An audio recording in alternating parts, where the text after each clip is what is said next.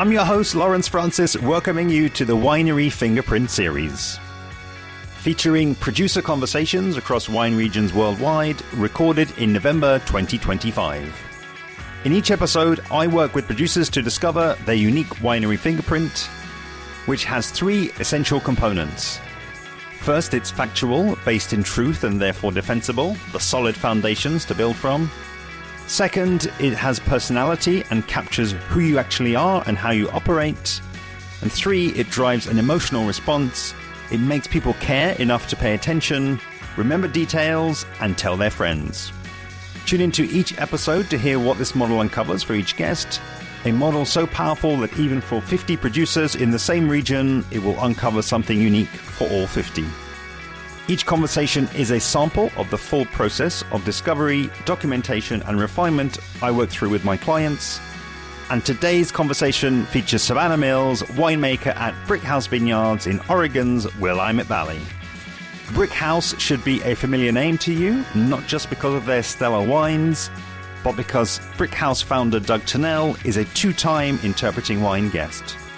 With Savannah now having taken the reins of the operation, there is naturally a period of adaptation, a fascinating time to reflect on what makes the brand so successful in the first place, and what it aspires to be going forward. I really love what we discovered together in this episode and how the Winery Fingerprint model accurately and meaningfully captures their story. Enjoy. My uncle Doug Tunnell bought the property in 1990. His journey to wine and to his desire to start farming is its own story, which tell me we want all of that. But essentially, he has connections to the Willamette Valley, family connections. He spent a career abroad and falling in love with European style wines, particularly Burgundy, and finding out that his home area was starting to grow those grape varieties, got him interested in the idea. His grandfather was a farmer not far from here. Mm. And so when he purchased the property in 1990, one of the things that he comes, I talked about my baked in lens. one of the things he comes with is a organic farming lens. He immediately put the farm into an organic certification. And growing up on the banks of the Willamette River, basically playing in a polluted river in his friends, he's always been conscious of that. And so farming organically has been a tenet from the start. It's funny, I think he'd tell you I think he'd originally intended to just grow premium organic grapes. And there weren't a lot of organic growers around at the time, or at least not certified. And eventually figured out that the money was, in the final product, and he was going to have to figure out how to make some wine. But farming was the priority, farming in a way that is respectful of the land. So our tagline, I see, growing wines in harmony with nature since 1990 has been on nearly every bottle of wine we've ever produced. Yeah. And so it's, and then elevating that into the proactive with our Demeter biodynamic certification in 2005. My connections here to Oregon run deep, though I wasn't actually raised here. I grew up kind of all over the place. My mom was from the Southeast, so I was raised actually in Texas and Georgia. However, my dad's family was anchored here in Oregon. So my grandparents were down in the Rogue Valley. They weren't making wine back then. But being in Oregon in summers and holidays and out west was very much imprinted on me growing up. My siblings stayed in the South. It wasn't my destiny, clearly. So I just kept finding reasons to go further north and west. And so as soon as I left for university, I spent quite a bit of time in Colorado.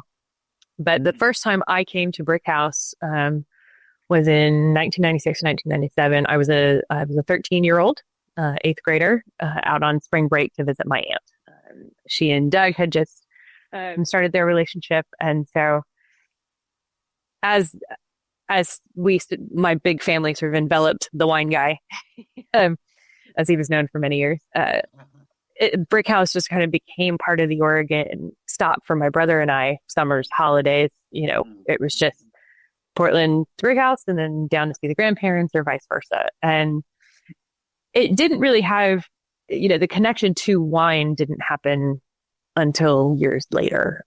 But I was and am very close to my aunt. So, I continued that tradition of coming out into adulthood, especially as I got into events. I would come out for open houses and wine club events and whatnot. So it was kind of always on my radar to be in Oregon. And when I was evaluating universities, I almost came here. But my little 18-year-old brain was like, don't ruin it. So, and then I got sidetracked by a corporate career. But in 2013, essentially, a lot of stars aligned. Our neighbor, Alan, who was our longtime cellar master, put in his 2 years notice. And so they were going to need some help. I was basically at the top of what I could do for my company, and it was about to undergo a massive transition. So, and I was able to sell my condo is really what unlocked the whole thing. I had a condo in downtown Denver, and once that sold, it unlocked the whole idea. So I quit my job 3 months after the condo sold and moved here a couple of weeks later. And then I never left. Yeah. And, as you were saying, kind of before we officially kind of started recording, and, there was then an extended period of, I'm sure, doing all the things in the winery, and 6 years also as assistant winemaker. So, it's it's been a very transformative time for the business. And myself, I was in my early 30s when I moved here. So moving to farm country, I was ready to understand that I was getting into a new thing and commit to another round of education and whatever that ended, even though it wasn't super formal, but and it was, it was an interesting time for the business and the vineyards evolution. We were starting to pull out vines and replant. The customer base and the demands of the customers were shifting. Our staffing was shifting. And and as I just I took on physically more of the production. I worked in other tasting rooms. I traveled to New Zealand and did a harvest, and just trying to kind of think about piecing all of that together. In hindsight, I probably could have benefited from some time formally working for another winery, but that's not how that happened. So, it was just, it was a fairly organic evolution of just kind of Doug's physicality, what he wanted to be doing, what he was willing to let go, a little bit of that back and forth that I was talking about as I was, taking on more things, and also just looking at things from a new lens, just a logistics. That thing I come in baked with is I can rearrange a room to just operate more efficiently. The crush pad, I'm very good at that sort of equipment triage. And so that, and we can probably get into that a little bit more. It's been maybe one of the biggest back and forths with Doug and I is that, you've met him. He's a big dude. And I'm not. So he'll physically put things in places that I can't move. It's like, I don't have the strength to do that. Conversely, I will stick things in corners he can't get to, which drives him nuts. It's been a lot of those 6 years as assistant winemaker was trying to adjust the functionality of the space in response to a couple of large vintages and then a couple of small vintages and an increasing customer base that we needed. It also needed to develop as event space. So, in terms of my origin story, that skill set very much informs what I do here. The winery was first. The vineyard piece is kind of next for me. I've done a bit of the biodynamics. I'm taking on more of that. next year, which I guess is part of the 2026 answer, I'm going to be taking that back. You'll notice me making lots of notes, so that's a good sign. And then on the other element that I asked you to kind of have a think about, Savannah, was really around, and you may well have brought out some of these things here, so that there may be a little bit of repetition, and that's totally fine. But I asked you, what is it that makes your winery unique compared to any other winery out there? In terms of the marketing side, I think everybody, some of my Ribbon Ridge friends and I have had this discussion where if everybody's, family owned, artisanal, and craft, right? So there's no distinction. In terms of describing the things that make Brickhouse special, is everything is, as much as we can make it, a little bit of a bubble here. We are not just estate grown, meaning we own the vines and the grapes that we grow, but they are on the same site where they are processed, fermented with native yeast. And we've got some science around that if you want to get into that.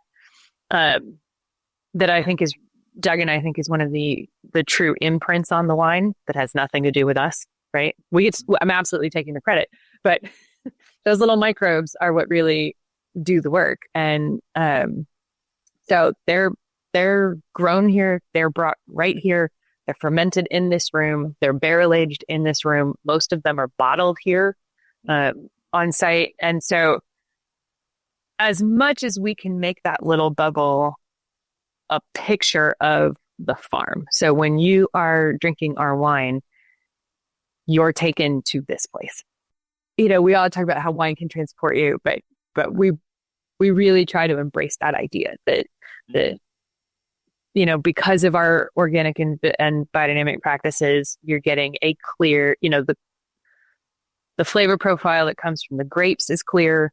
Because of our practices in the winery and low intervention winemaking, we're not trying to mess with that profile of a vintage, and then putting it in the bottle in the best shape it can possibly be in, so that when you're drinking it somewhere else, you're getting a snapshot of this place.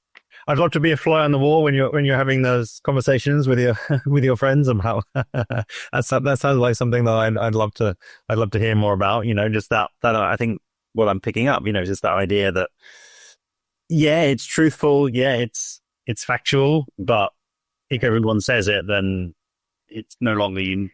Let's at least say that. Well, and that's I'm active in the Ribbon Ridge Wine Growers Association, and that is one of our challenges on behalf of the AVA, right? Like the concentric circles that our little bubble, then the Ribbon Ridge bubble, Willamette Valley, Oregon. That's kind of the marketing challenge for everybody. But it's about connection, and I want every bottle to connect you to this place. Let's bring out, I think, something that's really important. Something around story, which again is really coming out a lot through having these conversations. And I think it's important to just put out there is that the story that attracts customers is different from the story that retains them. In a sense of everything, the length of the story, the type of story that gets people to the door and gets them to put their, take a step in the door is going to evolve and is going to change and really, really be a different story, be a bigger story, if you like, when people are kind of in the family, Sure. What's been helpful is just to think about the customers who, again, I think, I'm sure during your time, you've led tastings and you've had, been there when Doug's been doing tastings and have a strong sense of the customers. So if we think about them, what is it that you think they want? And beyond wine, what is it that keeps them coming back? I would divide that into two different categories of customer for where it applies to Brickhouse. Mm-hmm. Because there is a section of our customers who fell in love with this place, with the wine and with Doug in the 90s and have been buying wine ever since. Right. Yeah. And I was so grateful for that, and what I think has kept them in love is the consistency of our practices, truth in advertising. That's going to apply to, I think, both categories. Because I wasn't there in the night, right? Like I don't know. I didn't play a role. I haven't had a lot of those wines. Like, I get told stories of, and it was such a different time. There was no internet, right? So finding a brick house and having an aha moment with a wine often happened somewhere else. It happened in a restaurant. It happened, it did not, some of it happened here. A good portion of it happened here if you came for a Thanksgiving open house, right? And then you fell in love with the place and the wines. But a lot of those customers who found us in other markets, that are longer term buyers from the 90s and the 2000s, had to work harder, had to work differently to come to us. And I think they stay in part because we've remained consistent. We've remained affordable-ish. But it is something we spend a lot of time, because a lot of them are local now too. So, making sure that, like, I think for a lot of them, meeting me and my consistency and my 12 years here, from when I was checking them into the open house as a college sophomore, right, to now being named winemaker, they've watched me grow up, and so their investment is different from the folks who are finding us now, who I won't say exclusively younger buyers, but a newer customer, are finding us, I think, in large part due to that, where that truth in advertising piece carries over to especially to actually age younger buyers, where they are learning to treat wine as they get disposable income, which is happening at a slower rate, but that's economics and above my pay grade. So, but as they, I'm 43, so I get this. But they're learning to approach wine the same way they approach food. So farmers market, the explosion of, reinvigoration around farmers markets and young people wanting to know where their food comes from, their interest in organic and biodynamic farming. But it is also storytelling. It is the fact that this plate, the wines are a snapshot of the place of the world. It's not a $5 million tasting room. It's not a sterile experience when you come here. But they often find us through the storytelling, then come here and experience the wines and fall in love. And what's going to keep them in love is part of the questions that we need to answer in the next, we need to answer them now and then do it for the next 3 to 5 years.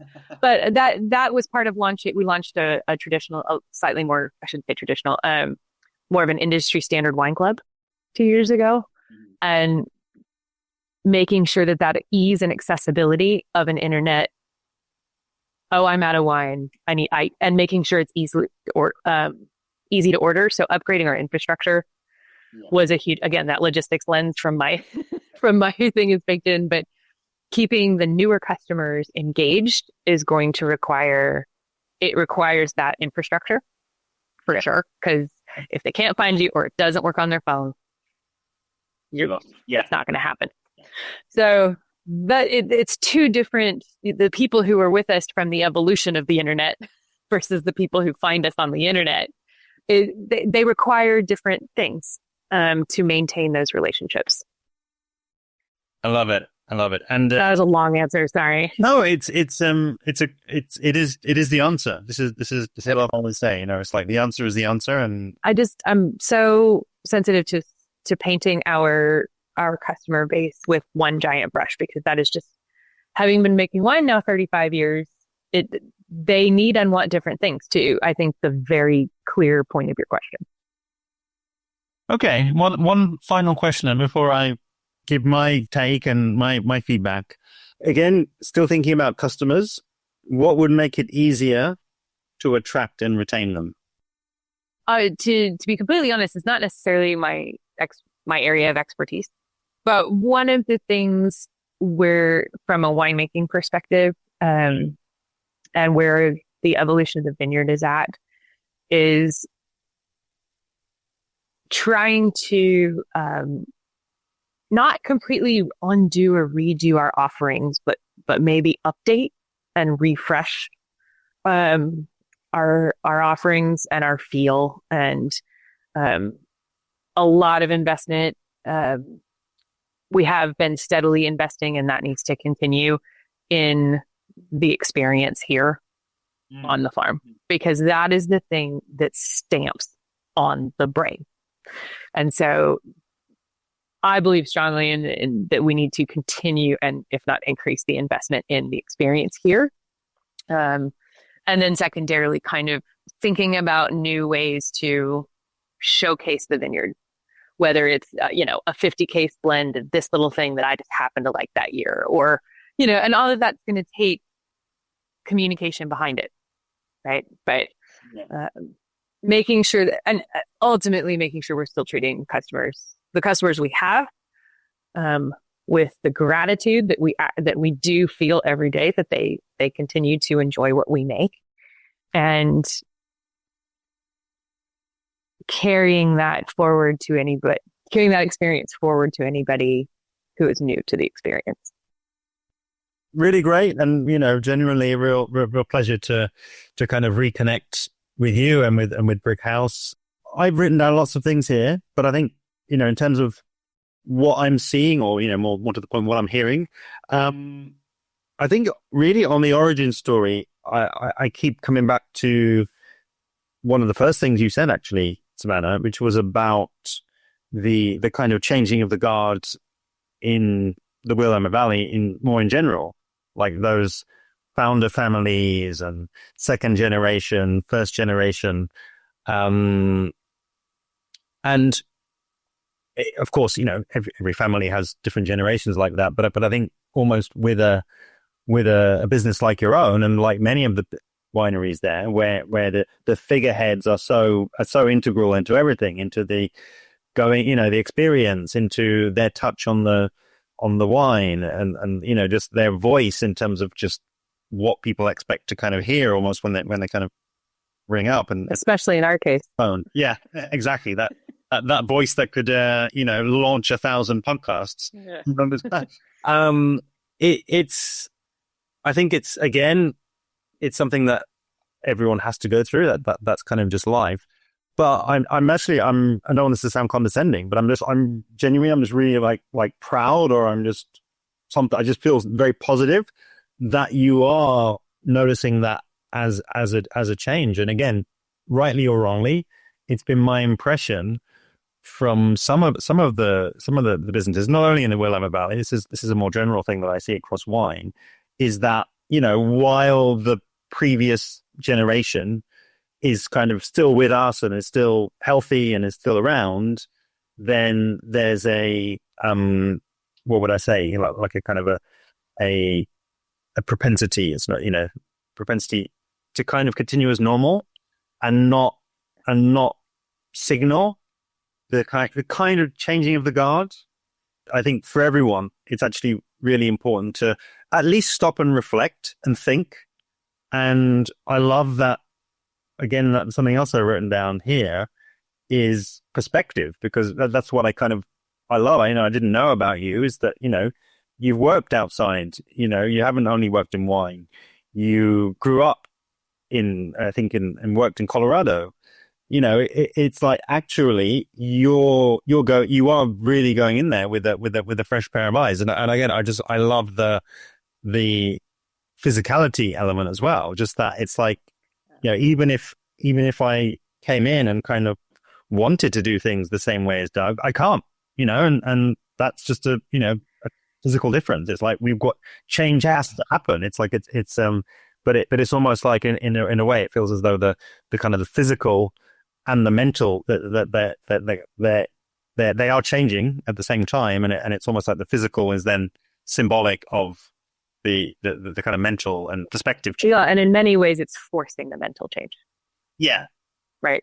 So there's, it just some case, like when the words and the conversations aren't first, and they're like, okay, well, I can't do it that way. Yeah. This is what works for me, is to some extent largely driving that conversation. Yeah. Yeah. Which again, it's not good or bad, but I just think that's just an observation. It's like, it's interesting that those things are kind of coming together. And then, as I say, I mean, I completely agree with that sentiment around, if everyone is family owned and small production, then people are hearing those words more often, and therefore not necessarily that they lose their meaning, but I think again, there's always that difference between what you say and what people hear. It's like, you will be saying these things, and if everyone else is saying them, then it's how our brains work. People will just stop hearing it. Right. It will kind of just blend together. So that's nothing kind of specific about you guys. But my model, and what I've been talking about earlier about the winery fingerprint, how I like to describe that and kind of make it visual. I think it's a concept that people get, but what does it actually look like? How do we know when we found our winery fingerprint? I think there's three components that have to come together. Firstly is the factual element. So again, we're in the non-fiction game here. We don't want to be making up stuff that isn't true. So it's like it's defensible. And it's like everyone from the front of house to the tasting room staff to everyone that's involved, to the distributors, everyone, they're being truthful, and people can tell. Let's even just say that. But I think also, so that's one element. I think the second element is that there's, let's say, your ethos is in there. Yeah. So it's actually capturing beyond the fact, it's capturing something of, your spirit, your soul, your ethos. Let's kind of leave it there. But then the third element, which really, it brings it all together, is that it drives an emotional response in the customer. So it has meaning, and it's almost irresistible because you can't resist because it's not true, and you can't resist because it's not kind of like real. It's not transmitting something that's kind of real. Yeah, it's true. It sparks a positive response, and then you are drawn to continue that.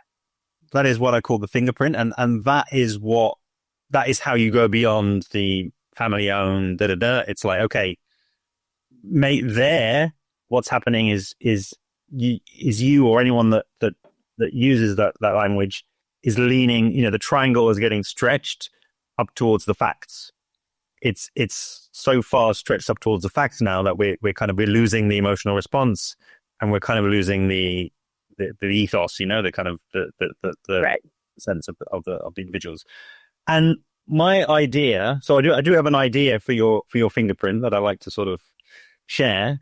But I think where you are, and I love that you've been very open about, you are in flux, right? It's like there is change happening. Things are literally there in the barrel room. Things are moving around. Things are in places they haven't been before, and that's going to continue. And I think it's normal for that to continue in businesses.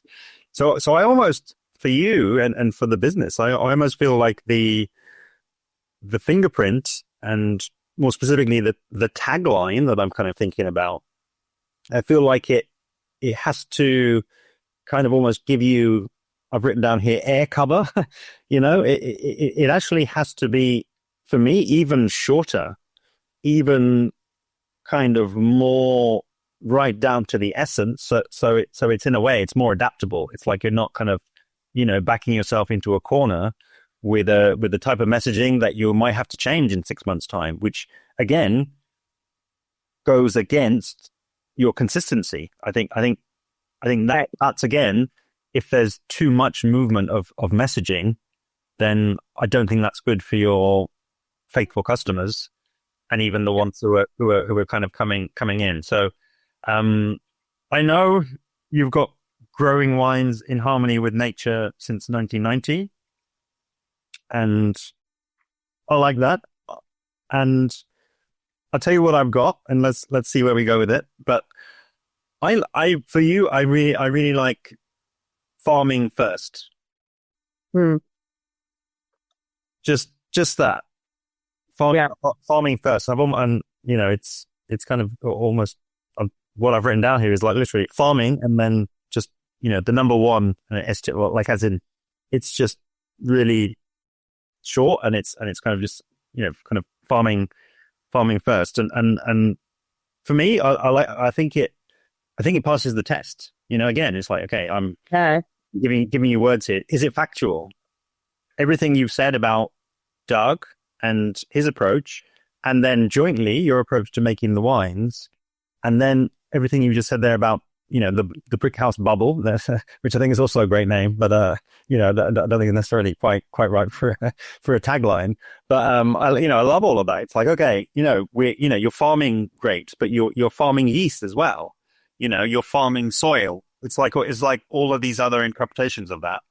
I like the soil bit, and then what strikes with the factual piece is that that's a lot of why we maintain our certifications.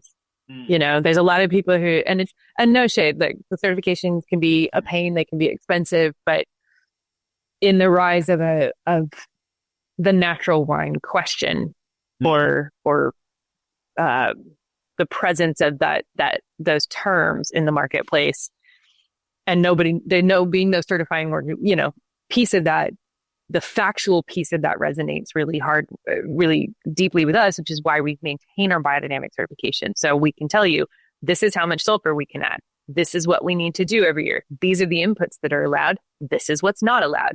And this is how we, and here's the evidence of what we do. And maybe it's factual and ethos as well. But I didn't know that part of the story where you said, Doug was kind of, I want to grow grapes. I didn't know that. I really didn't. Well, he may have told me and I've forgotten, but that wasn't something that has stayed with me. And I think almost it's a nice homage to Doug. It's like, farming first. That was like the first love. And I think it from that kind of, farmers market, who's growing the produce, let's get out there and, go and have a little wander in the vineyards and, look in the kitchen and, that all that sort of thing. Let's have a look behind the scenes. For me, there's something about farming first, and almost like it kind of hints at, okay, yeah, it's a farm, and it's a you've got the word farm in your name. It's like that is actually integral to who you are. And it also, which is again sometimes misused in marketing, but I think we like the fact that even if people don't get to visit you, they like the idea that it's a place, that it actually exists. Yeah, that it's a singular entity. Yeah. And it's kind of funny to think about, because grapes are one of the few agricultural products that become a luxury good. Yep. And you have to bridge that gap for people. Yeah, you and then now, let's turn the table. You tell me what do you think about farming first as this sort of idea, as this sort of concept? Yeah, I think it does feel true. I think it's a quiet, or a quick snapshot of what we try to convey here. And I mean, in terms of putting it like into marketing materials, things like that, that's not my expertise. But in places where you're trying to, social media, or where you're really trying to tell that story, it alludes to the place, it alludes to the practices, and to the people in terms of what our mindset is. I think it explains it pretty succinctly, because you can't. The way this place is set up is that it doesn't work without the farming piece. Yeah. Right. Like there are wines that are made from great purchase from Purchase Street, and that they're delicious and they're wonderful, and some of them are the best in the valley. But it's just not what this place does. And having a perspective also, and this is one of the things that is part of the ongoing conversation, is like, we can't compete with $15, $20 Pinot Noir. We're not trying to, right? We're also not trying to be, I often, I cook a lot, and I was telling somebody, like, this is not your Michelin star experience, right? Like, this is the winemakers who get like uber geeky about I'm always going to be more like your Nona's Kitchen. Like, it's always going to be good. You're going to have a good time. The recipe is going to shift a little now and again, but like, your experience will be consistent. And that all only happens in the winemaking because we have a consistent farming philosophy. A huge thanks to today's guest, Savannah Mills at Brickhouse Vineyards. Reflecting back on what we discovered together, the Brickhouse Vineyards Winery Fingerprint, farming first. Number one, it's factual. Farming is what came first at the property and what they continue to think about first. Number two, it captures their personality, embodying Doug's founding vision and Savannah's approach to the customer experience. And number three, it drives an emotional response through curiosity. Why farming? Why does it come first? And what does it mean for the wines? A perfect example that developing your winery fingerprint isn't about inventing a new story, it's about uncovering what's already there and shining a light on it. The Winery Fingerprint is also the title of my upcoming book, releasing in Q1 2026, which solves the customer attraction challenge for wine producers and regions, allowing producers to discover and tell the stories that the market is crying out for. I offer the Winery Fingerprint program to producers and regions, a process of discovery, documentation, and refinement to find their producer's individual winery fingerprint. If you work at a winery, a producer group, or region, register for book updates and be the first to hear about live events at interpretingwine.com/WF 2026. The link is below in the description. And join me on the journey towards more visible wineries. See you next time on the next Winery Fingerprint series episode.